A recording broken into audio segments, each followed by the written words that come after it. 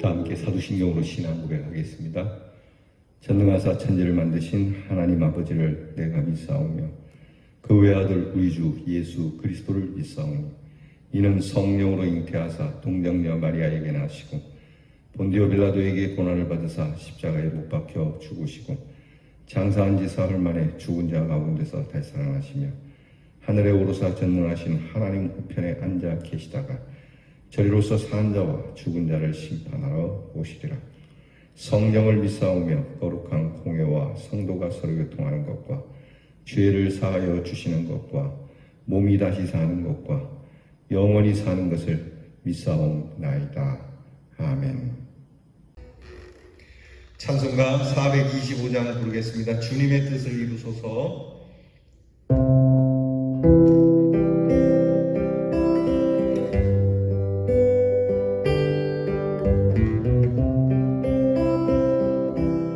주님의 뜻을 이루소서. 고요한 중에 기다리니 진흙과 같은 날 믿으사 주님의 형상 만드소서. 주님의 뜻을 주님 발 앞에 엎드리니 나의 맘속을 살피시사 눈보다 이게 하옵소서. 주님의 뜻을 이루소서. 병들어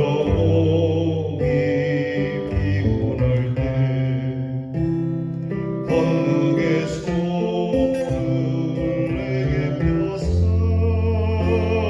강건케 하여 주옵소서. 주님의 뜻을 이루소서. 온전히 나를 주장하사 주님과 함께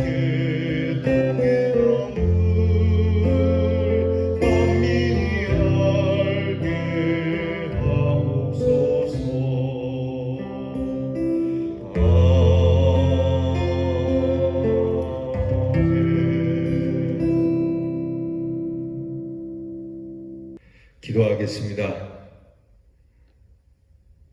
이 귀한 고요한 시간 주님 앞에 이렇게 엎드립니다. 나의 뜻, 나의 소원이 있지만 내려놓고 주님의 뜻 이루어지기 원하는 마음으로 기다림의 시간을 갖습니다. 진흙 같은 우리의 마음을 빚어주시고 주님의 형상으로 새롭게 태어나는 시간 되게 해 주시옵소서. 겸손한 마음으로 주님 발 앞에 엎드려오니 우리의 마음속을 살피셔서 먼저 성결케 해 주시고 우리의 병든 몸과 마음을 주께서 치료하여 주시며 권능의 손으로 우리를 붙잡아 일으켜 주시는 시간이 되게 하여 주옵소서. 주님의 뜻이 온전히 우리를 주장하게 하사 주님과 함께 동행함을 만민이 아는 삶이 되기를 원합니다. 오늘도 하나님께서 우리의 마음을 주관하여 주시고 완악하고 교만한 것이 변하여 온순하고 순종적인 사람 되게 하여 주시며 겸손한 사람이 되게 하시고 하나님의 은총 가운데 우리를 보호하여 주시는 한날이 되게 하사 주님의 사랑의 줄이 우리와 얼마나 든든하게 엮여 있는지를 알게 되게 하여 주옵소서. 오늘도 성령으로 충만하게 하사 믿음의 길로 이끌어 인도하셔서 우리의 믿음의 순례가 행복한 하나님의 나라로 향하는 길이 되게 하여 주옵소서. 우리를 죄 가운데서 건져주셨으니 오늘도 우리를 주님의 귀한 뜻 안에 두사 우리의 몸과 마음, 우리의 지식과 시간과 재물을 주님께 드려 주님께서 성별하여 쓰시는 거룩한 사람이 되게 하여 주옵소서. 귀하신 말씀 들으며 우리의 삶을 하나님의 말씀으로 잘 이끌어 복의 복을 받는 우리와 우리의 자녀들이 되게 하여 주시옵소서. 예수님 이름으로 기도하옵나이다. 아멘. 오늘 우리 함께 나눌 말씀은 잠언 16장 33절과 잠언 18장 17절에서 18절 말씀 두 곳을 보겠습니다. 영상을 보시며 말씀을 같이 봉독하겠습니다. 사람이 제비는 뽑으나 이를 작정하기는 여호와께 있느니라. 송사의 원고의 말이 바른 것 같으나 그 피고가 와서 밝히느니라. 제비 뽑는 것은 다툼을 그치게 하여 강한 자 사이에 해결케 하느니라. 아멘. 오늘 말씀은 제비 뽑기라고 하는 제도를 두고 가르쳐 주시는 지혜의 말씀이 됩니다. 함께 살아가는 삶에는 갈등이 있기 마련이죠. 갈등은 개인과 개인의 갈등으로부터 시작해서 집단과 집단 간의 갈등도 있고 나아가 국가와 국가 간의 갈등도 있습니다. 이 갈등을 해소하는 과정이 어려우면은 결국 송사를 제기해서 법으로 해결할 수밖에 없는 거죠. 그러나 때로는 이 법적인 송사의 일이 잘못되는 경우도 많습니다. 잘못되는 이유는 이미 우리가 말씀에서 배운 것처럼 힘 있는 사람이 힘 없는 사람을 무시하여 나타나는 결과이기도 하고, 또 판결을 하는 사람이 뇌물을 받아서 판결을 굳게 하는 경우, 그리고 무엇보다 앞뒤 좌우를 충분하게 살펴서 판결하지 않고 성급하게 판결을 내리기 때문에 이렇게 송사가 잘못되는 경우도 많이 있습니다. 성급한 판결을 내리지 않으려면 어쨌든 양자에 대해서 충분히 고려하는 시간이 필요하죠. 무슨 일이든지 그 일 속에는 언제나 양면성이 있습니다. 그렇기 때문에 성급한 판단은 일방적일 확률이 높고요. 사실성에 접근하는 일도 매우 희박합니다. 여기에 또 하나의 문제가 있는데, 그거는 한쪽의 말을 들을 때 그 말이 전적으로 옳은 것처럼 보이는 것이지 반대쪽 말을 들으면 달라질 수도 있다라고 하는 겁니다. 즉 이쪽이나 저쪽이나 양쪽의 모두의 말이 옳아서 판결을 내리는데 힘든 경우가 있습니다. 어떤 사건은 재판장조차도 판단을 내리기가 어려운 경우가 있는데, 이럴수록 사람들의 성급한 판단으로 사실을 왜곡하거나 판단을 그릇되게 하지 말아야 할 겁니다. 그리고 이런 것은 소송의 문제만이 아니라 일상의 삶에서도 적용이 돼야 됩니다. 그러니까 우리가 항상 갈등이 일어나는 쪽에 내가 좋아하는 사람, 내가 또 이렇게 관계 있는 사람의 말만 듣고 판단할 것이 아니라 이 사람 말 저 사람 말 다 들어보고 그리고 나서 판단을 해야 하는데, 그렇지 않은 경우에 문제가 큰 거죠. 자, 그런데 우리는 한쪽의 이야기만 듣고 문제를 너무 쉽게 단정해버리는 일이 많죠. 그렇기 때문에 한쪽의 논리에만 빠져들지 말고 생각을 다르게 하는 사람의 입장이나 또 상대 측의 입장이나 양자 모두에 관계된 내용을 살펴야 하고 경청해야 하고 이해한 후에 공정하게 판단하고 그에 상응하는 적당한 태도를 갖는 지혜로움이 있어야 합니다. 근데 문제는 이제 그렇게 했음에도 불구하고 이게 제대로 일이 어떻게 판결을 내리기가 어려울 때 결국 제비뽑기라고 하는 제도를 사용하게 됩니다. 사실 제비뽑기 문제는 이게 문제의 해결의 완전한 방법은 아니에요. 다만 아무리 애를 써도 원인을 모를 때 주술적 입장에서 하늘의 판단을 맡긴다는 의미로 시작된 행위죠. 성경에서도 제비를 뽑는 일이 그렇게 많이 나타나 있지 않습니다. 사람을 찾는 일이나 또는 사람을 선택할 때, 또 땅을 분배하는 일이 있을 때, 그리고 속죄일에 아사셀 염소를 선택할 때 사용하였고, 요나와 같이 폭풍의 원인을 찾을 때 쓰였던 것으로도 나타납니다. 어쨌든 제비뽑기가 어떤 방법으로 무엇을 사용했는지 정확하게 나타나지는 않지만 사람의 힘으로 판단하기 어려울 때 사용했던 방법입니다. 제비뽑기의 목적은 하나입니다. 문제 해결의 공평성을 위해서 했던 것이지 결국 누군가를 위해서 했던 것은 아닙니다. 그러니까 제비뽑기는 결국 하늘에 맡긴다는 뜻이니까 복불복하자는 겁니다. 내 생각이 이게 맞을 수 있고 또 저 사람 생각에는 저것이 맞을 수 있을지 모르지만 그냥 서로가 다 오를 때는 제비뽑기를 통해서 하늘이 결정해 주는 걸로 알고 그렇게 복불복하자라고 하는 그런 의미로서의 갈등을 해소하기 위한 그런 공평의 방법으로 제시되었던 겁니다. 그런데 오늘 성경은 이 제비뽑기가 하나님께 있다고 말씀하는 거니까 이 제비뽑기에 따른 어떤 재수적인 이야기를 하는 것이 재수가 있니 없니 하는 걸 따지는 게 아니고 이 제비뽑기의 원래의 목적이 하나님께 있다는 겁니다. 다시 말하면 공평하게 판단을 위해서 제비뽑기가 쓰여져야 하는 것이지 그냥 임의로 무조건 그렇게 쓰여져서는 안 된다라고 하는 것이죠. 그래서 제비뽑기가 어떻게 보면 잘못될 수 있는 확률도 커요. 그래서 제비뽑기를 굳이 하지 않아도 되는 일에 제비뽑기를 하는 것은 문제가 됩니다. 그러니까 우리가 제비뽑기를 할 때 함부로 제비뽑기를 하자는 말을 먼저 꺼내서는 안 됩니다. 충분히 고려하고 충분히 생각하고 충분히 선택할 수 있는 일을 다 아끼지 않고 수고한 다음에 그래도 해결이 되지 않을 때 쓰는 진짜 마지막 방법이 되어야 합니다.